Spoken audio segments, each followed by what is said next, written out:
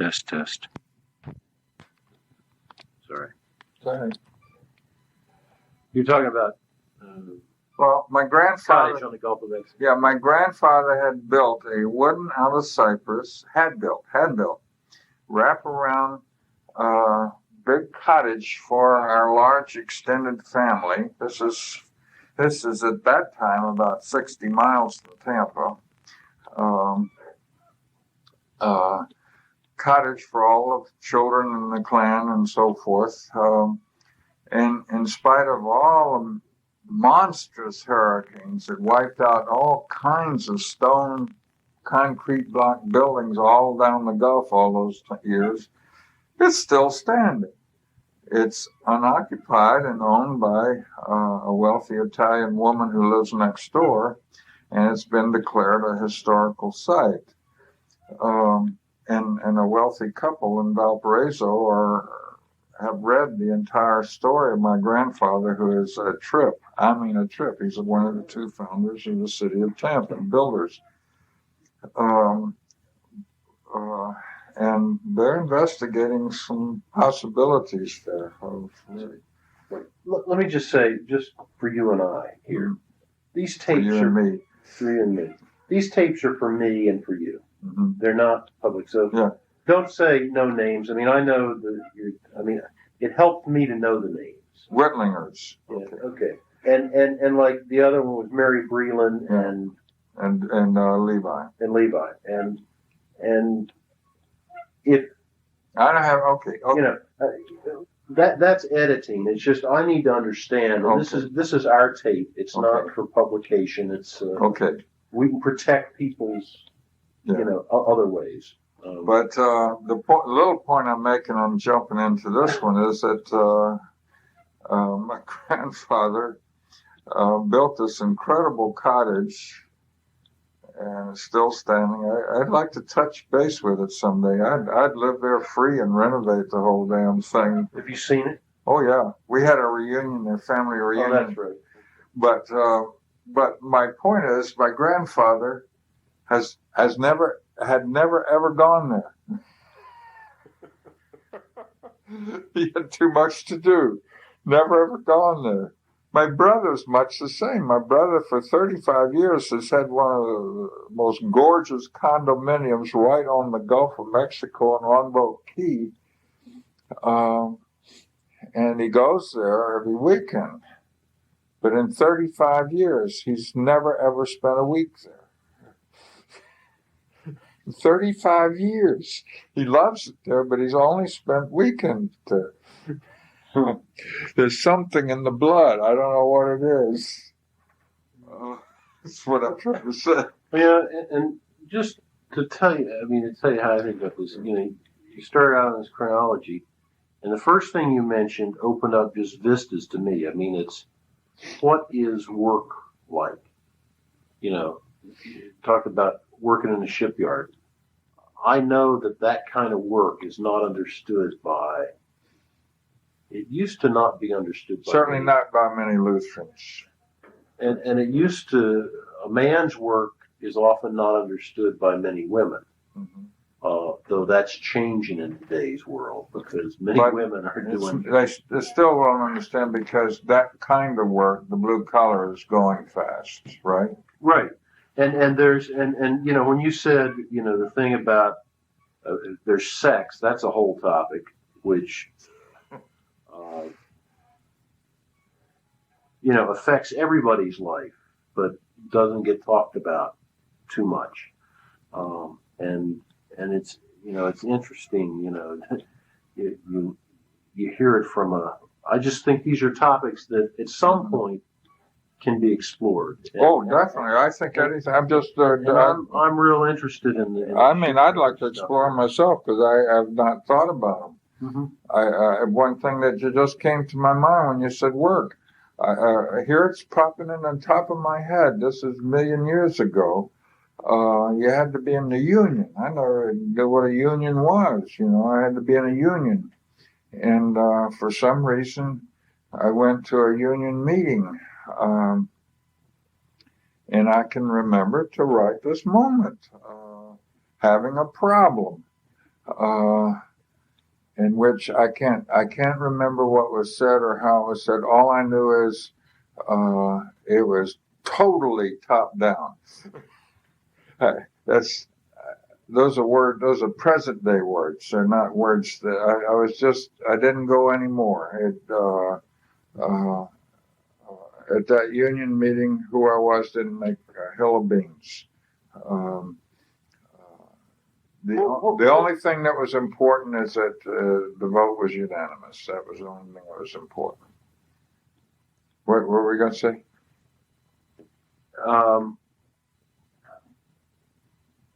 What would your words have been then? I mean, if not top down. I mean, how did you experience?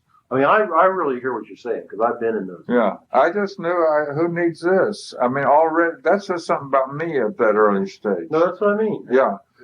All I can remember is that that was the last one I'm going to. Who needs this? I mean, it was a bad experience for me. I don't think it was for everybody else, but for me, it was a bad experience.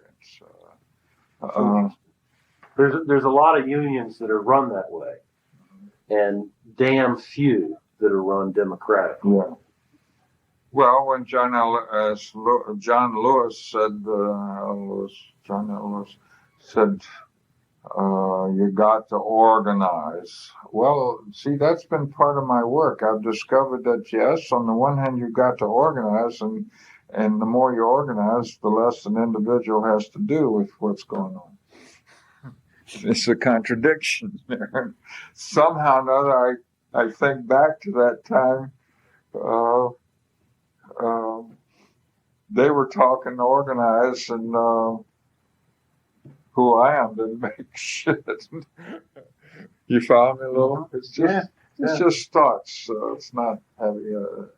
But the fact that I can think that and remember that, is interesting to me. I didn't remember a lot of things, but that one I remember. Yeah, and it's funny how we take events. For me, it's funny how I take events in my life that are not necessarily dramatic events, but they're defining moments in a certain kind of sense. I mean, my experience with unions was different than yours. But it was the same in some ways. Ed Sadlowski's in the paper. No. My first experience. No, I'm just saying Ed Sadlowski. That's right. No, I heard. Yeah, Patty read that to me. Was at Allenwood Steel, where the old gang boss. I'm a young college kid coming in. The guy who's been there with marbled eyes, black guy, gang leader. The boss says, empty 2 boxcars by lunch and come back. And he says, if we get one done, we're done for the day. And we're young college kids. I want to work harder and make more money. He said, son, we're going to work at a pace I can stand. 28-year pace, not a summer's pace. And that's got some of the same, and I'm like chomping at the bit. It's got some of the same kind of. Yeah, and what's, over the years, what has brought me back into respect for unions has been a strange little thing, and that is the price. I got this at the amalgamated folks that talk with and so forth, and certain things I've seen. The price some people have paid and willing to pay to have things better for others. I mean, that has brought back a lot of respect. What I saw at that union hall had none of that. It was just sheer power, But when I think now and know now what people gave their lives so others can have it better, in more ways than one,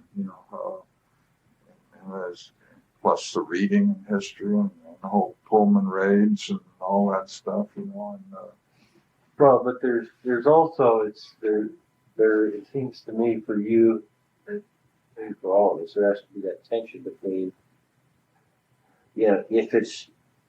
if the union is getting better wages like Project Neighbor is building houses, that's all it's about. It's just necessity, and it's not dealing with the moral imperative. Yeah. Right. Right. So these are now going back to childhood a little bit. I started out by saying middle class. I now reflect back. Nobody, when we lost everything, that's still not gone far enough back, but I do remember when Florida had a crash in 21. I was born in 23. It wasn't the world. Florida did a bad one. And so my well-to-do grandparents, who owned half the city, literally, who had a 27-room house where the courthouse is today, et cetera, who built the Ybor City, built the cigar factories, built the first electric house, the first fire engine station. Well, who was your grandparent? Mugge, Eugene Mugge, who, incidentally, you ought to sometime when you get a chance, you won't be bored. Read what I have on it, and that'll save a lot of time. The University of Tampa today exists because of my grandfather, Mugge. Yeah, who Eugene bought it, Mugge. who did not want to see it go under, and bought it from Anheuser-Busch, and sold it to the city of Tampa for $1, and that's why we have the University of Tampa today. It was a world-famous hotel with mosque and everything. Statues still exist, and all unbelievable Victorian statues. Well, maybe at some point it's worth just tracing that. The Mugge Reiner history. I don't mean necessarily now, but No, not now. These are like the other thing. These are specific. No, I totally agree. I totally agree. But that would be good if you read certain things. Yeah, no, you won't be bored reading. I think some of them I It have. fascinated the Whitlanders. Yeah. I think some of them I have. Some of the articles that early. Or maybe read the book that my grandfather wrote and nobody bought, which I have, on how to solve the problem of poverty. This is written by Mugge? Yeah, in 1901 or 3 or something. And, it had some we'd have some problems with certain aspects. I think he's, in many ways, one of the first Southern fighters against racism, but we wouldn't look at it quite that clearly today. But there's a lot of stories and a lot of things that I'm impressed with. But right now, so that's a big area. So, born in 23. I was born in 23, and so we were beginning to feel, remember, up until that time, this is a picture of where we're coming from. My mother, along with her sisters and brothers, were sent all during their teenagers' years by the wealthy father to Europe, to private boarding schools, Switzerland and Germany in particular, to study the arts, language. She had gone as a teenager to parties where Madame Schumann Heike and Caruso were at. These were the two opera well-known stars, okay? Mm-hmm. And so pretty soon, in my memory, I'm jumping around a little bit, but in my memory, now at age 7 and 8, we were starting to really get into the Depression because the 29 had come, okay? And we were now wiped out. And my father split to Chicago. Do you know how your father met your mother? Did she meet him in Europe? They met on a ship. She's coming back, and he was escaping. He had written a book. He's an egghead. He could speak 7 languages fluently. He graduated from 7 universities. Later on, I got into the University of Freiburg in the late 70s, only because my father had gone there, and they didn't know what to do with that. But he was an egghead. He came out of a working class family, but he matriculated, and that's a whole story, see? He matriculated and went to the gymnasium, which is unheard of to this day. I mean, today, the gymnasium means you're going to college, you know. To this day, that's open to everybody, not just the ruling class. Problem is, the working class still doesn't go. It's much like blacks today can go anywhere and do anything and maybe get first choice in a job if they're equal, you know, quality.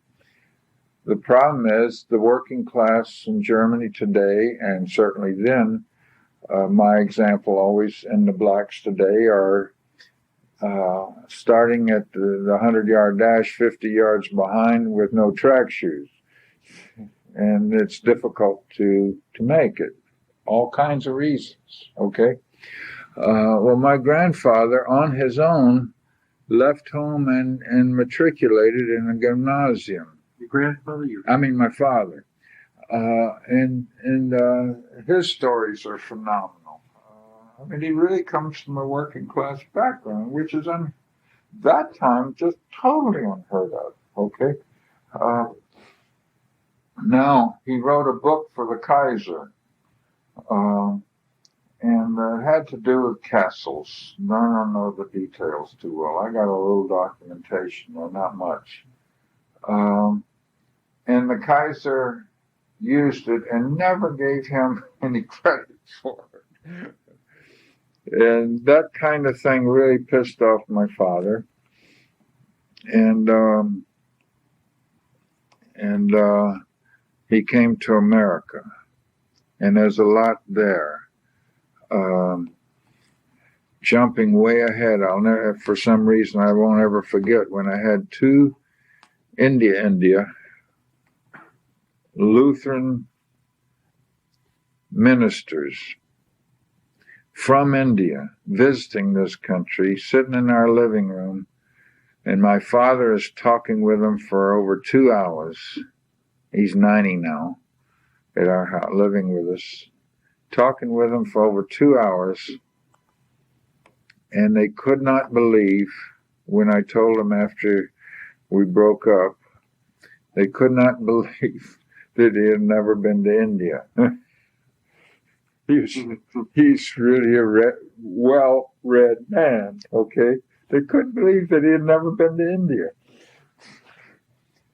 That's just a little picture of my father, okay? No, he had a physical disability, strength-wise, I don't want to go into because I don't really know much about it. He just was not a physical man, okay?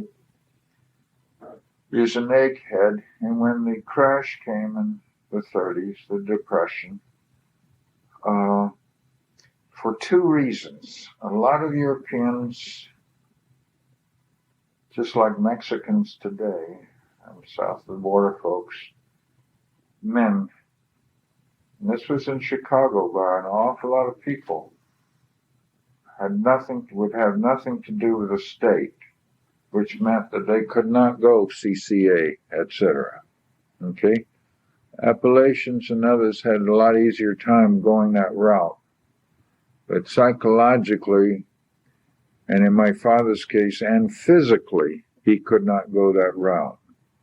So he couldn't go with the CCA, all CCA that, stands for the Civilian Work Corps and all that stuff, where hundreds of thousands of men could work. So he had no place to work. Nobody needed an egghead. Nobody needed an egghead.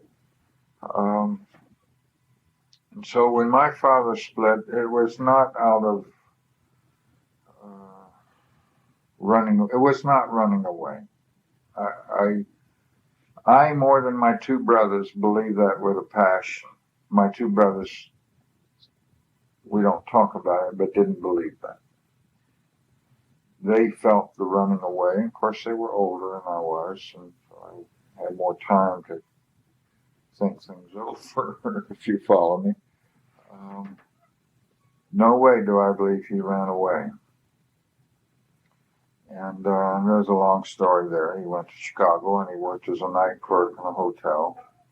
He did get that job. He couldn't have gotten that in Tampa.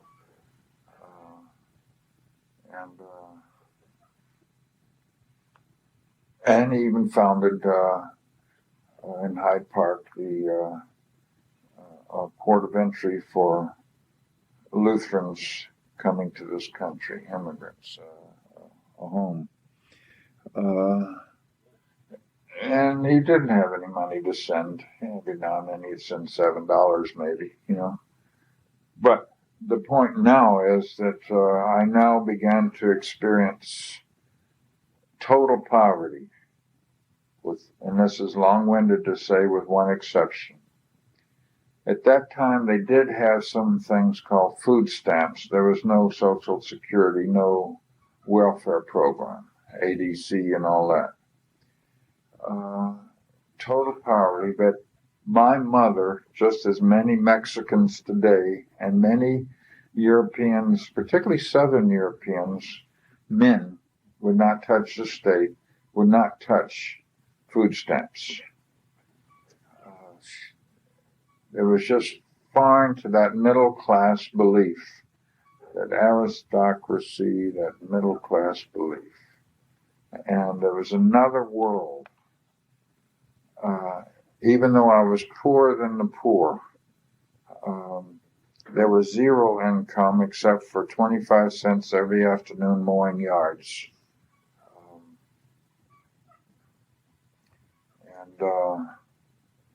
90-degree weather, and every now and then my mother would walk up to where I was mowing a yard and bring me a Snicker. That took a nickel out of the 25 cents already. But what a great moment that was. How I can remember this shit, I don't know, but what a great moment that was.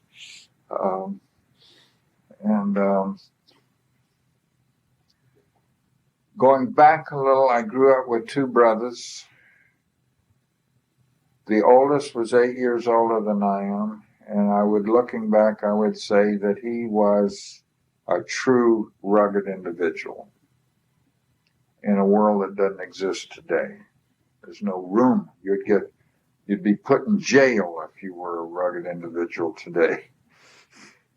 In high school, certainly. Okay, you know what I mean? Mm-hmm. Unless you're normalized, you're maladjusted today. Mm-hmm. But then here's his poverty-stricken family. My brother had chickens, he had pigeons, he had alligators. My God, he had everything. He was a crabber at night. He's a teenager. He was a crabber at night on the bay, selling crabs when he could, you know, and to a fish market or something. This is my oldest brother, Otto. Otto, that's right. He was a rugged individual who, jumping way ahead, who after the war was a Pepsodent South Florida salesman, who in a few short years, without a college degree, in a few short years became vice president of a multinational corporation called Lever Brothers out of New York City. Unbelievable. You said he was a Pepsodent salesman? Pepsodent. And he was first a Morton Salt salesman, then he went to Pepsodent.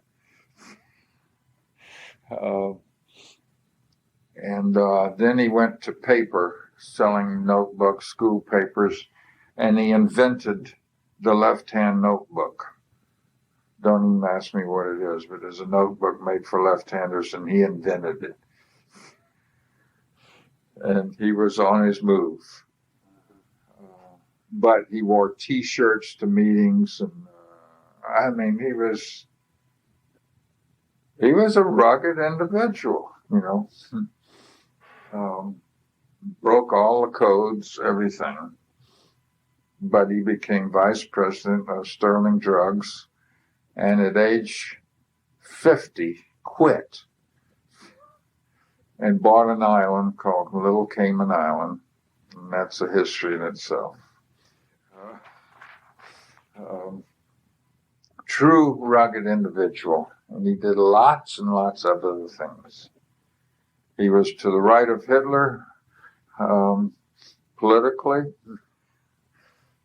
racially, everything else. A lot of stories that maybe we ought to talk about somewhere down the line about his daughter marrying a black West Point graduate in Germany that I gave away at a wedding in Switzerland. But that's a separate story. Mm-hmm. Is that Leslie? Leslie. All sorts of stories. Well, it's older brothers. We ought to quit in 5 or 10 minutes. Okay, we can quit whatever.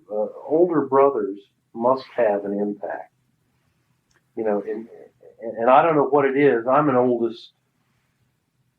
brother, so Tremendous impact. I'm not sure how that plays out, but his beliefs at least were something to play off of.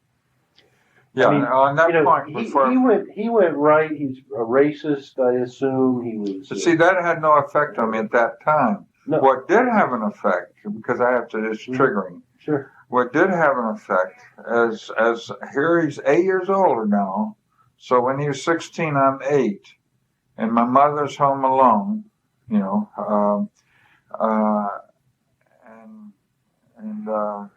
incredible asthma. Your mom had asthma? I mean, she was the first drug addict in my life, but it wasn't called drugs. She inhaled this crap every night so she could survive, incense-like stuff, but I think she's the first drug addict.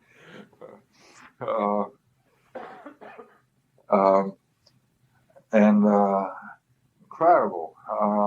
But he went out at night. My brother was almost an alcoholic at 16 and 17. We had no money.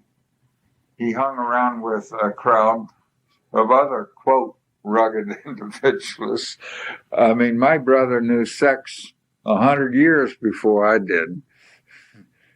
Knew drinking 100 years before I did. Anything 100 years before I did. But I heard the bad end of that.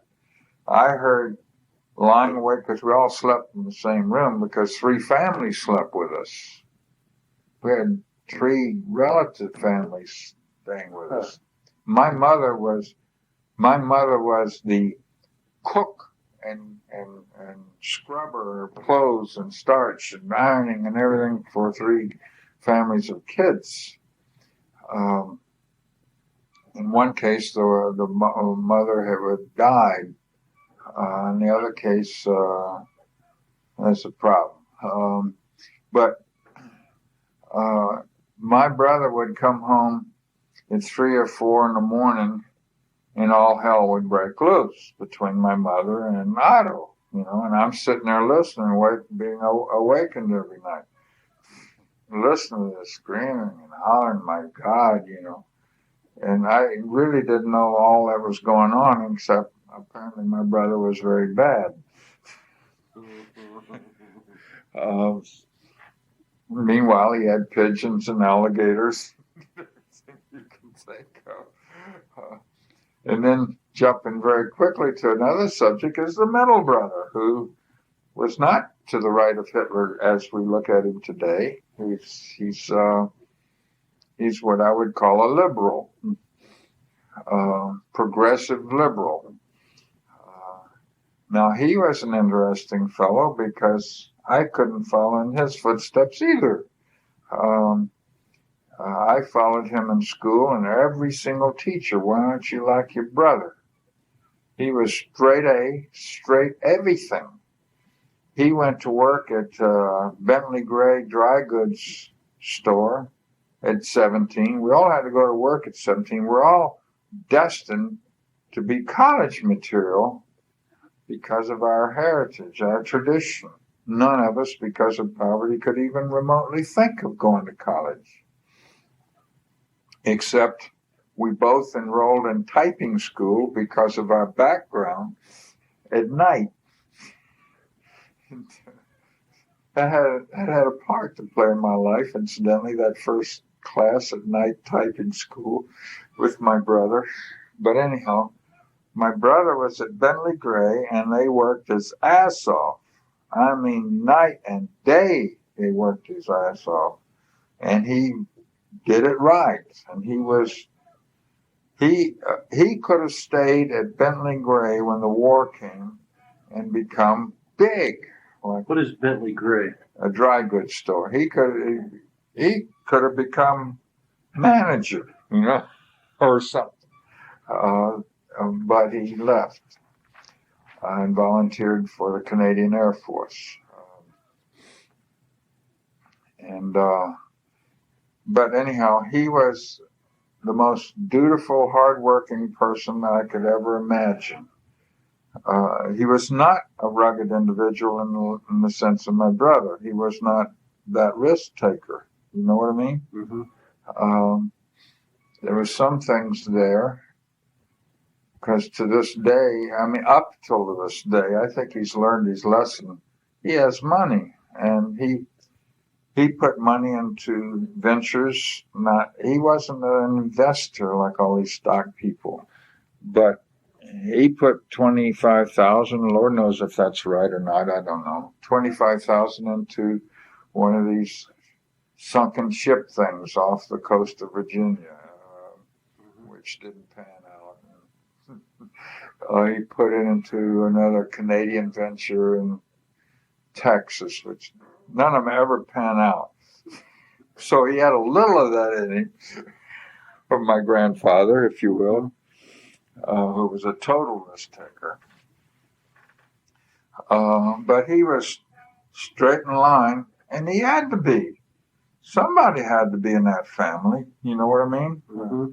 He was the one that held it together along with my mother financially. My oldest brother, was too up and down.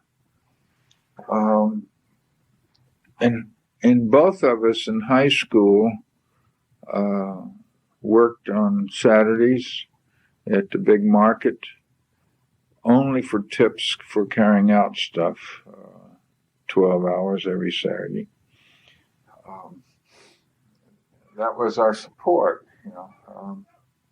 in the mowing. I did the mowing of yards, and then when he graduated 4 years before I did, we all went to work right away. Mm-hmm. He went to Bentley and Gray, and my brother went on the road and got married early. Otto? Yeah. And so we couldn't see his money at all.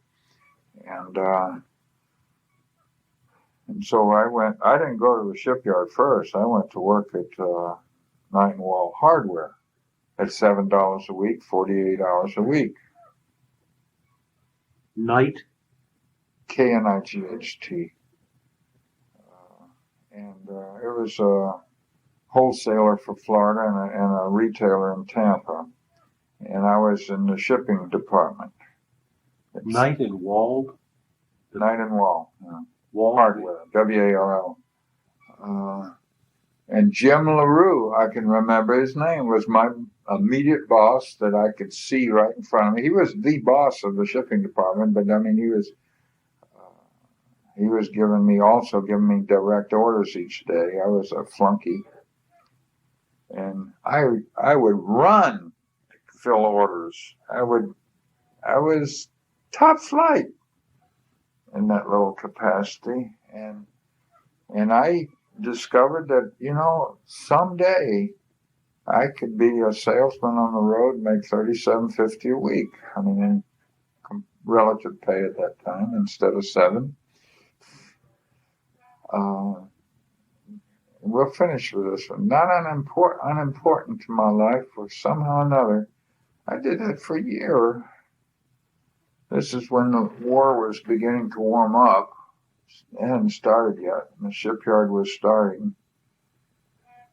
And I had a chance to leave, but I didn't know I'm stable. And I had a chance to leave and make something like 17 cents an hour at the shipyard as an apprentice,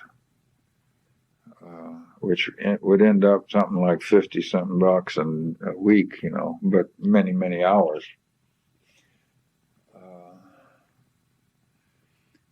But I always wasn't tempted, because I could be a salesman someday. And then I could get married. Those days, you knew you were going to have to support a family, period. And you had to think a little of that in time. We got to talk about girls somewhere. That's very important. but after about a year, I got courage enough that I was still getting $7 a week. I'm running my house off 48 hours a week, and hitchhiking to the beach on Sundays. I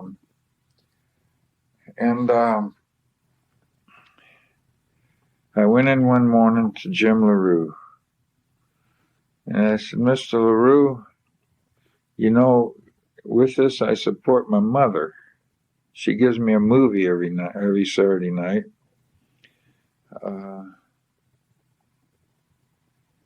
I think I ought to be making a little bit more." And, well, we'll see. Next week, I got $9. And I think, God, that's what, 20% or something, 15. And I don't know, it's about 3 weeks later, it's still not enough. I got 12 without any questions. And I don't know, something was happening to my head. I haven't figured it out yet. There was no question at all. Whatever I asked for, I got, You knew he had something, in other words. And I might leave, because I did say I could go to the shipyard and make 17 cents an hour or something like that, which was a hell of a lot more. So he knew he had something, and as I think back, I sense that I really had something. I had working power. You know what I mean? I had something to negotiate with. I didn't think those thoughts those days. They're starting to grow on me. But I finally couldn't stand it any longer. Well, what were you thinking when you asked for a raise? Did you think you were worth it, or that you needed it, or? Well, I knew I needed it. And somehow or another, I thought, gosh, I have been pushing my ass off, and others were making more. I think these thoughts were in my head. And how come I don't get any more for working so hard for a year or something? I don't know. I can't answer that. Did you? All I know is that it was easy. Why not do this before? I began to realize that I had something to bargain with. I didn't know that at first. I was scared shitless when I first went in. I'm wondering if it's. But I became less scared. That's all I can remember. At some point in your life, you discover, amazingly, that if you work hard, you're worth something. That's exactly what happened. What happened. That I didn't know that at first. People value, and that you can have some say. Yeah, that's exactly what happened to me. It happened to me. And now, I guess now it was more than that. Now it was, money does buy things. I guess, I don't know, I could get more than a movie out of my mother if I went to the shipyard. And that's worth talking about because the shipyard, they didn't know about safety rules or anything else. And 72 hours a week is a lot of work. It wasn't hard work. It wasn't hard work at all. It's a lot of time. Mm-hmm.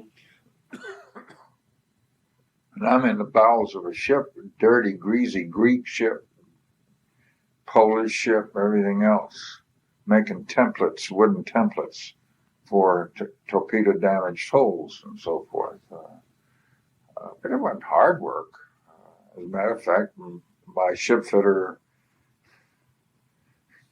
what a trip he was, but I'm sure, and I don't know labor that well, but I'm sure it happens everywhere. You got to look busy. When you're not busy, you got to look busy or hide, and so we had a lot of places to hide, but to hide in a little hole under the water, greasy hole, and eat an apple is not real fun. At some point in your life, you may come to the conclusion that you'd rather work than hide. I'd rather work than hide. Yeah. Oh, yes. Yeah. Oh, yes. But there's people that would rather hide than work. Yeah. And I would end the day being totally black with grease and dirt, but I hadn't worked that hard.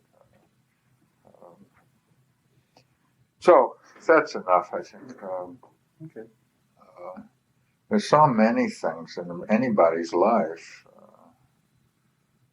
All these things do trigger all kinds of stuff.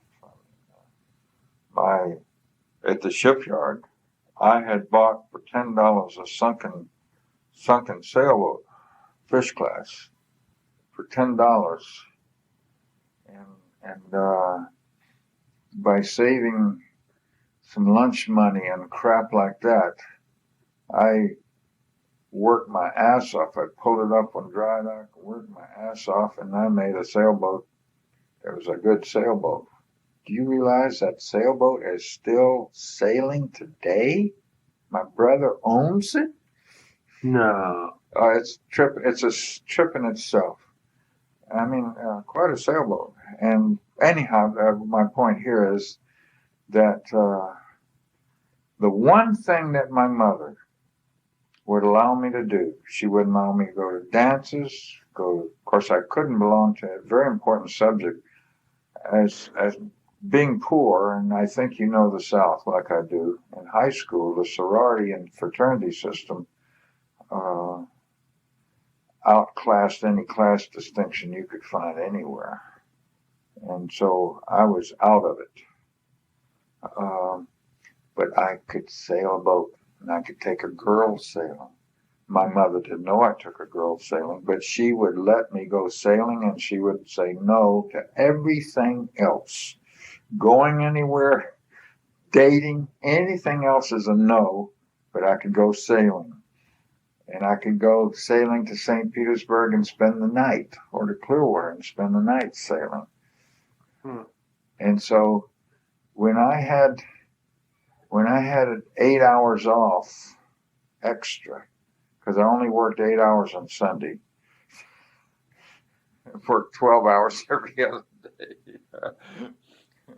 I would take off sailing and have all kinds of experiences, including getting sunk, turning over in storms. But anyway, it was God Almighty free at last. When I was shipped out and punished in the service much later on and put on a destroyer overnight for my good duty, this was in the Korean War, because I called the shot on a high-ranking officer in a court-martial. Overnight, I was sent out to a destroyer camp. Quite different duty.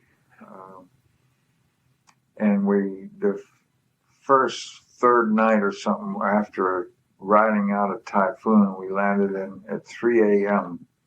in a harbor in Okinawa. A harbor, no city. There's just a harbor. Anybody wants to go ashore, there's military establishment can go, nobody win.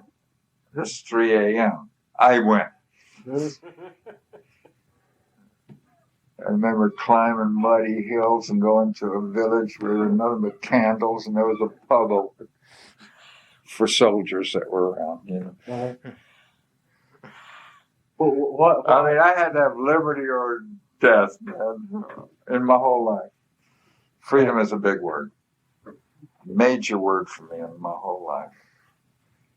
In any category, freedom is getting off of a ship at 3 a.m. in a typhoon.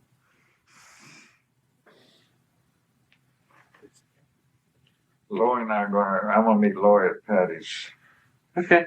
Patty might not know that, but I don't know what it is. Thanks. I hope this isn't boring for you. Not at all. Not boring for me because it's... No. It's not at all boring. Okay. And yeah, I mean, a lot of this is not new, but there's a lot of it that is new to me. I mean, we've talked for years, and a lot of your ideas I know, and that's one of the reasons I'm interested in going through this. But it's funny how stuff comes back to you. Oh God, yes. You know? There's no problem at all. And partly it's this is kind of stream of consciousness, and it's a way of coming back at it then. Where you can get in it in a way is pick. I think I'd like to suggest that we constantly double team it in terms of picking the present reflection stuff with what's happening and going back a little half and half each time. 1 point on each one. And start. Okay. Now, we're not quite ready for it because I don't even have a chronological at all. And there's some tail end stuff on there's some theological high points that we ought to list too. I know. I think it's going to take some time to get just a big picture. To get stuff out on the table, to know what to follow. But I think at time, did you pick where we're going to deal next time? Okay. Well, when I get a better sense of it, I guess what I'd like to do next time is in terms of the work part, and it's fine for me to have the stories come up as a chronology goes. But at some point, I'd like, maybe one thing you could think about this week is just the chronology with, whatever high points, intellectual as well as moral or spiritual or just event-wise. I think I'd feel comfortable with it. There's a lot of chronological stuff that has to come out. That's, and then it gives, partly is just